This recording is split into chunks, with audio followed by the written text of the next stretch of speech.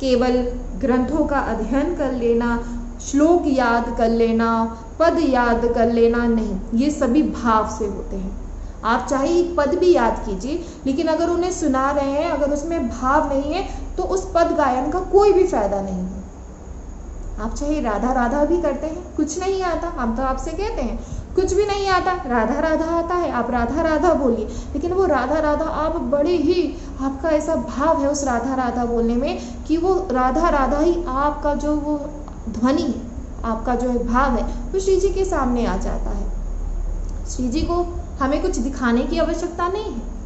आप सोचिए कि दिखाने से नहीं, यकीन मानिए कुछ दिखाने से श्री जी प्रसन्न हो जाएंगी, नहीं। आप चाहे, हम बार बार बोलते हैं, चाहे कैसा भोग लगाइए, कुछ नहीं, उससे श्री जी प्रसन्न नहीं होंगे। हमें बस एक बात ध्यान रखनी है कि जो भजन है, हमारा जो भजन है वो सही होना चाहिए, और जो ऐसा कर लेते हैं, यकीन मानिए वो श्री जी के प्रेम को पा लेते हैं, और उन्हें अनुभव होता है कि हाँ श्री जी उन्हें प्रेम कर रही हैं। और जो इसी में फंसे रहते हैं, यकीन मानिए वो हमेशा दुखी रहते हैं, ना उनका भजन हो पाता है, और मन में, हृदय में ऐसा अपार कलेश रहता है कि जिसकी तुलना, जिसको वो समझ ही नहीं पाता कि ऐसा क्यों हो रहा है। और इसका कारण ही यही होता है कि हमारे भीतर ऐसे भाव ही नहीं, हमारे भीतर प्रेम ही नहीं। इसलिए श्री जी जैसी बड़े हृदय वाली हैं, श्री जी जैसे कृपालु हैं, बहुत ही दयालु हैं, तो उनकी आपसे अगर वो प्रेम करती हैं तो इस बात का ध्यान दीजिए कि अगर मेरे से कोई गलत कार्य होता है या मैं किसी के लिए कोई ऐसा गलत भाव लेकर आता हूँ तो मेरी श्री जी को अच्छा नहीं लगेगा। क्योंकि यहाँ कुछ भी हम चाहे हम अच्छा कर रहे हैं, बुरा कर रहे हैं, कुछ भी कर रहे हैं, तो बस आपको ये ध्यान रखना है कि ये हम श्री जी देख रहे हैं। जो ऐसा भाव अपने भीतर रखते हैं, यकीन मानिए उनसे कभी कोई अपराध हो ही नहीं पाता। और कभी ऐसी स्थिति आ भी जाए, आपका भजन सोचे कि बहुत सुंदर भजन हो रहा है, बहुत आप अच्छा भजन हो रहा है, बहुत देर तक आप भजन कर पा रहे हैं, या आप कुछ ऐसा आपको अनुभव हो, तो उसमें आपको अभिमान भी नहीं लाना, क्योंकि जहाँ अभिमान आता है वहाँ भी आप श्री जी से दूर हो जाते हैं। तो इस बात का आप सभी ध्यान दीजिए। अब श्री धाम वृंदावन की महिमा, श्री धाम वृंदावन की महिमा क्यों समझाया जा रहा है बार बार? इसलिए समझाया जा रहा है कि आप सभी समझे कि क्या है श्री धाम वृंदावन की महिमा। कहते हमें बस ये प्रार्थना करनी चाहिए कि आप अगर प्रभु से अपना प्रेम बढ़ाना चाहते हैं तो आपको केवल एक बात ध्यान रखनी चाहिए कि आपकी कृपा मुझ पर कब होगी। बोलना चाहिए प्रभु से कि हे नाथ, आपकी कृपा मुझ पर कब होगी। इस कहते और कब ऐसा होगा कि जो इस संसार से में जितने भी भोग हम भोग रहे हैं, इसको भोगने की जो ये हमारा जो भोगने की जो हमारी लालसा है, जो इच्छा है, ये कब खत्म होगी। क्योंकि जो इच्छाएं होती हैं, ये भोगने की जो विलासा होती है, ये विलास ये कभी खत्म ही नहीं होती। और कब ये जो मेरा मन है इस संसार को त्याग कर आपके चरणों में लगेगा। क्योंकि जब तक संसार से मन नहीं छूटेगा तब तक आप प्रभु की तरफ नहीं जा सकते। और आप सोचें कि दोनों ही हम पहुंच जाएंगे कि संसार में मन भी लगा लेंगे और प्रभु की तरफ भी पहुंच पाएंगे, नहीं। तो दोनों कश्तियां कब नहीं चलती, हमेशा एक ही कश्ती चलती है। आप सोचें कि एक साथ आप दो कश्ती चला पाएंगे, नहीं, हमेशा एक ही। और कब मुझे वास्तविक रूप से श्री धाम वृंदावन एवं परम युगल श्री राधा कृष्ण के प्रेम को मैं समझ पाऊंगा। इनके प्रेम को मैं कब समझ पाऊंगा? क्योंकि जब तक कृपा नहीं होगी तब तक मैं समझ नहीं पाऊंगा। जब तक इस संसार के विषयों को मैं भोगना नहीं छोड़ूंगा तब तक मैं आपके प्रेम को समझ नहीं पाऊंगा और ना ही समझ पाऊंगा। इसलिए आपको बार बार आपको प्रभु से ये प्रार्थना करनी चाहिए कि ऐसी कृपा करो कि जो ये मेरा आध्यात्मिक जीवन है ये सफल हो जाए। कोशिश मैं कर रहा हूँ, लेकिन कृपा आप करेंगे, क्योंकि आपकी कृपा के बिना ऐसा नहीं हो सकता। मेरी यही कामना है कि मेरी आंखें वृंदावन की सुंदरता रूपी अमृत लहरों को देखकर आनंद में भाव विभोर हो जाए। मेरी बुद्धि वृंदावन की महिमा अमृत के सागर में गोते लगाए। ऐसा आपको प्रभु से प्रार्थना करनी चाहिए। अपने शरीर एवं अन्य किसी भी वस्तु के मोह को मैं त्याग दूं। सबसे बड़ा आपको पता है कि राग किसका होता है, सबसे बड़ा मोह किसका होता है? हमें अपने शरीर का होता है सबसे बड़ा मोह। क्योंकि हम मानते हैं ये हमारा शरीर है। ऐसा होता है, शरीर को ही हम कहते हैं, शरीर को ही सुंदर बनाने के लिए हम सभी लगे रहते हैं कि इस शरीर की, अगर आप इस शरीर की सज्जा का ध्यान रखते हैं कि ये सुंदर लगे, तो ऐसे ही अपने मन की सज्जा का ध्यान क्यों नहीं रखते कि आपका जो मन है वो भी सुंदर है। उस बात का हम ध्यान क्यों नहीं रखते हैं। और बल्कि ये शरीर है, इसका तो रूप बदलता रहता है, आज ऐसा है तो कल ना जाने कैसे हो जाएगा, लेकिन मन हृदय हमेशा एक जैसा रहता है। इसलिए कोशिश ये करें कि अपने हृदय को कैसे परिवर्तन करें, ना कि इस शरीर को। और इस बात को आपको जान लेना चाहिए कि आपकी जो मृत्यु है, सबकी है, आपकी नहीं हमारी भी है। हमारी जो ये मृत्यु है, ये हमारी सारी योजनाओं को नष्ट कर देगी। जो अभिमान करते हैं कि हम ऐसा कर लेंगे, हम वैसा कर लेंगे, लेकिन इस बात पर ध्यान दीजिए, जो हमारी मृत्यु है वो आज नहीं तो कल आनी है, क्योंकि वो पल पल हमारा पीछा करती है। और ये मृत्यु ही, जैसे ही ये मृत्यु आएगी, वैसे आपकी सभी योजनाओं को एकदम से खत्म हो जाएगी। आज एक हमने सुंदर सा, बहुत सुंदर, हमें एक जैसे आप सभी के लिए वीडियो अपलोड किया, जिसमें हमने बताया कि आप सोचते हैं कि कौन अपना है कौन नहीं, और जो ये माया है ये इतनी प्रबल है कि जब आपकी मृत्यु होगी तो जो आपके लिए रोते हैं, और उसी माया के ही से वो थोड़े दिन तो रोते हैं, लेकिन फिर वही जो रो रहे होते हैं वो थोड़े दिन बाद ही हंसते खेलते नजर आते हैं। ऐसा होता है, कोई किसी के लिए ज़्यादा दिन तक नहीं है यहाँ पर। इसलिए आपको इस बात पर ध्यान देना चाहिए कि हमें ऐसा क्या करें कि हम अपने श्री जी के लिए करना चाहिए, और हमारा जो ये आध्यात्मिक जीवन है इसे कैसे सफल बनाएं, हमेशा हमारी यही कोशिश रहनी चाहिए। और बार बार आप सभी को समझाया जाता है कि आप सोचें कि सेवा करने से श्री जी प्रसन्न हो जाएंगी, घंटों बैठकर माला जप करने से श्री जी प्रसन्न हो जाएंगी, नहीं। आप चाहे घंटों बैठ के कीजिए, चाहे आप जितनी मर्जी सेवा कर लीजिए, लेकिन जब तक भाव नहीं है तब तक श्री जी आपसे नहीं प्रसन्न होंगी। और कहते अब इस वृंदावन का वास हमें कब मिलेगा, आप सभी को ऐसे अपने मन में रखना चाहिए कि इस वृंदावन का वास, श्री धाम वृंदावन का वास हमें कब मिलेगा। हम न जाने कितनी कोशिश करते रहे, और हमारी हर एक कोशिश, हमारी हर एक चेष्टा केवल यही हो कि हमें श्री धाम वृंदावन का वास मिल पाए। क्योंकि श्री धाम वृंदावन में वास करने का मतलब क्या होता है? श्री धाम वृंदावन में वास करने का मतलब ये होता है कि आप हमेशा ठाकुर जी के साथ रह रहे हैं, क्योंकि ठाकुर जी का घर है, श्री जी का घर है, श्री जी का निज महल है ये। और यहाँ वास करने का तात्पर्य ये है कि आप उन्हीं के साथ वास करते हैं। और जो धाम में आ जाते हैं, जो धाम वास करते हैं, उन्हें किसी भी तीर्थ की आवश्यकता नहीं होती, क्योंकि न जाने कितने तीर्थ, कहते हैं ये तीर्थों का तीर्थ भी जो प्रयागराज है, वो भी यहाँ आकर अपने पापों को खत्म करता है, अपने पापों को यही आकर स्नान कर कर यही छोड़ कर जाता है, जिसे आप तीर्थों का तीर्थ, जिसे प्रयागराज कहा जाता है। इसलिए ध्यान दीजिए, श्री धाम वृंदावन की महिमा को समझिए कि क्या है श्री धाम वृंदावन। अब कितनी ये जो उपासना, ये हम इस संसार के मोह को कैसे छोड़ें इस संसार के मोह को, ऐसा क्या करें? तो कहते हैं कि आपको सच्चे संत का संग चाहिए, क्योंकि जब तक आपका साथ सच्चे संत का नहीं होगा तो तब तक आप पर प्रभाव नहीं हो पाएगा।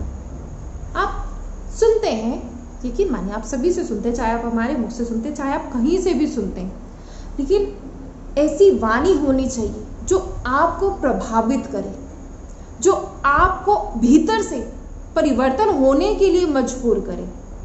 और इस ऐसी वाणी अगर आप सुन रहे हैं तो आपको अंदर से ये महसूस होगा कि हाँ, मुझे परिवर्तन करना है।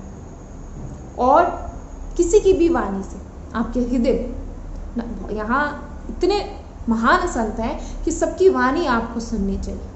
सबके मुख से न जाने कितनी सुंदर महिमा का गुणगान होता है श्री धाम वृंदावन का। और आपको बदलने की जो भी सामर्थ्य है वो केवल कौन कर सकते हैं? वो केवल संत कर सकते हैं। तो संग सोई जाके मिले, भूले गृह व्यवहार, तिहि छिन आवे हिये में, अद्भुत जुगल बिहार। संत संग का स्वरूप क्या है? संत वही है जिसके संग से सांसारिक व्यवहार, कौन है संत? कि जिसके संग से आपका सांसारिक व्यवहार, और वो सांसारिक व्यवहार क्या है? वो सांसारिक व्यवहार है आपका घर परिवार, आपके संबंधी, आपके धन संबंधी संपत्ति, जितने भी ये सभी है, इन सभी का मोह राग जब आपके भीतर से निकल जाए, जो जिनकी वाणी से, जिनके प्रभाव से, जिनके संग से निकले, तो वो ही सच्चा संत होता है। और आपको जिनके संग से ये सभी विषय भोग फीके लगने लगे, आप सोचिए कि ये सभी बेकार है और प्रिया लाल मीठे लगने लगे, अर्थात जिनके संग से प्रिया लाल का नाम रूप लीला धाम प्रिय लगने लगे, जिनके संग से श्री श्यामा जू के चरणार बिंद की प्राप्ति हमारा लक्ष्य बन जाए, जिनके संग से भगवान रूपी धन में प्रीति होने लगे, यही है विशुद्ध संत के संग का प्रभाव। ये आपको जब भीतर से ऐसी भावना आने लग जाए कि जो ये संसार जहां हम रह रहे हैं, जिसमें हम फंसे हैं, ये सब झूठ है सब, और आपका हृदय केवल कहाँ रह जाए? प्रियालाल की ओर आप आकर्षित हो, आपका मन केवल जीवन का एक ही लक्ष्य रह जाए, और वो क्या रह जाए? हमारे श्यामा श्याम, बस, कि उनके चरणार बिंद के अलावा और कोई भी नहीं। जब आपके भीतर ऐसा भाव किसी संत के संग से, जिनके संग की वाणी से, संत के संग से अगर ऐसे आने लग जाए, तो समझ लीजिए वही सबसे सच्चे संत है। जब मन भागे इस संसार से और भागे धाम की ओर, जब मन भागे इस व्यवहार से और भागे प्रियालाल के चरणों की ओर, तो वही आप पर प्रभाव हो रहा है। यदि हम संत संग कर रहे हैं और ये प्रभाव नहीं हो रहा है, तो ये आपका अंतकरण मलिन है, या आप कहीं ना कहीं सत्संग के साथ विमुखता के आचरण कर रहे हैं। फिर ये विशुद्ध संत का संग ही नहीं, अन्यथा संग का प्रभाव जरूर पड़ता है। अगर आप ये सब सुन भी रहे हैं, लेकिन अगर आप पर कोई भी प्रभाव नहीं हो रहा है, तब भी आपका मन जैसे पहले था वैसा ही है, तो यकीन मानिए वो आप पर संग का प्रभाव नहीं हो रहा है। और हर किसी की बार बार समझा रहे हैं कि एक दिन ऐसी वाणी तो आप सबके कानों में ज़रूर जाती है कि मन अंदर से रो पड़ता है कि बस अब कुछ भी नहीं, अब केवल मेरे प्रियालाल और कोई भी नहीं, ऐसा होने लगता है। और जब कहते ऐसा आप सभी के साथ होने लग जाए, तो यकीन मानिए आप पर बहुत बड़ी कृपा है और आप पर जो संग का प्रभाव है वो हो रहा है। साधु संग का, रसिक जनों का, ये संग का ये फल अवश्य होता है कि घर परिवार भोग सामग्रियां सब फीकी लगने लगती हैं और प्रियालाल अपने लगने लगते हैं। ऐसा कहते होता है कि जितने भी ये साधु संघ हैं और रसिक जनों के संग से ऐसा होता है कि केवल अपने प्रियालाल ही अपने लगते हैं, बाकी जितने भी ये सब भोग हैं ये सब व्यर्थ लगने लगते हैं, ये सब पराये लगने लगते हैं। तो ये रसिक जनों के संग से ही हो पाता है, बिना संग से आप पर ऐसा प्रभाव नहीं हो पाएगा। आप चाहे कितना भी वृंदावन आ जाइए, कितने दर्शन कर लीजिए, लेकिन जब तक आपका अंदर से हृदय नहीं रोएगा प्रियालाल के लिए, तो यकीन माने तब तक आपके भीतर ये प्रेम नहीं हो पाएगा। ऐसे कहते हमारा चित्त जो है वो प्रियालाल से जुड़ने के लिए व्याकुल होने लगता है, और ऐसा होने लगता है कि जो चित्त है, हमारा मन है, हृदय है, वो व्याकुल हो जाएगा कि बस अब केवल प्रियालाल और कोई भी नहीं, ऐसा होने लगता है। और जब ऐसा होने लग जाए तो आप पर कृपा हो रही है, ऐसा सभी को समझ लेना चाहिए। ऐसा लगने लगता है कि हम जिन लीलाओं का श्रवण कर रहे हैं, उन लीलाओं में हम कब प्रवेश पाएं। जो लीला हम सुनते हैं, बस हृदय ऐसा रहता है कि कब इस लीला में हम प्रवेश पाए, कब हम प्यारी जू और प्यारे जू की सेवा का सौभाग्य प्राप्त करें। ऐसा कब हमारे साथ होगा, कब हम संसार से विरक्त होकर वृंदावन धाम के वासी हो जाएं और हम प्रियालाल के उपासी हो जाएं। ऐसी भावनाएं आपके भीतर जब आती रहें, और सबके भीतर ऐसा आ जाता है, ऐसा नहीं कि नहीं हो पाता, ऐसा हो जाता है। यदि हृदय में ऐसी ललक बढ़ रही है, तो समझ लेना कि सत्संग ठीक बढ़ रहा, ढंग से हो रहा है। यदि आप थोड़ी देर सत्संग करते हैं और फिर कुसंग भी करते हैं, तो फिर आपको ये सब अनुभव नहीं आएगा, क्योंकि दवा खाने के साथ परहेज भी करना पड़ता है। आप सत्संग सुन रहे हैं, लेकिन फिर भी आपके अगर हृदय में ऐसा हो रहा है, फिर आपका मन जो है वो फिर उन्हीं विषयों पे भाग रहा है, तो इसका मतलब क्या है कि आप सत्संग सुन तो रहे हैं, लेकिन देखिए सत्संग सुनने के साथ साथ उस पर अमल करना भी बहुत ज़रूरी होता है। इसलिए सत्संग तो आप सुन रहे हैं लेकिन अमल नहीं कर रहे हैं, इसलिए आपका जो मन है वो फिर से वहीं भागता है। और जैसे कि एक दवा जब हम खाते हैं तो उसके साथ हमें परहेज भी करना ज़रूरी होता है, और ऐसे ही सत्संग सुनने के साथ साथ आपको ये बात का ध्यान रखना है कि जो भी आप भजन कर रहे हैं और आपके भीतर जितने भी ये जो राग द्वेष मोह ये सब कुछ है, इसको आपको अपने भीतर से निकालना है, क्योंकि जब तक आप इसे अपने भीतर से नहीं निकालेंगे तब तक आप पर सत्संग का प्रभाव नहीं हो पाएगा। और ऐसा होता है, और ऐसा जो कर लेता है उसे श्री धाम वृंदावन का वास भी मिल जाता है। और श्री धाम वृंदावन में अगर किसी रसिक के शरीर पर कोई फटे पुराने वस्त्र हो, चाहे वो वस्त्र कितने भी फटे पुराने हो, चाहे वो उसका शरीर कैसा भी हो, वो देखने में कैसा भी लगे, लेकिन आपको ये ध्यान रखना है कि उसका जो हृदय है वो केवल किसकी तरफ है, वो केवल प्रिया लाल की तरफ है। आपको कभी ऐसा उसको देखकर अपने मन में कोई ऐसी भावना कि ये कैसा लग रहा है, इसके कपड़े फटे हुए हैं, ये कैसा, या क्या ये भक्त है, नहीं, ऐसा आपको अपने भीतर कोई भी भाव नहीं लाना है। वे युगल सुहाग का चिंतन गान करता हुआ वृंदावन के सकल कुंजों में प्रेम विवश भाव से विचरण करता है, और ऐसा आपको भी होना चाहिए।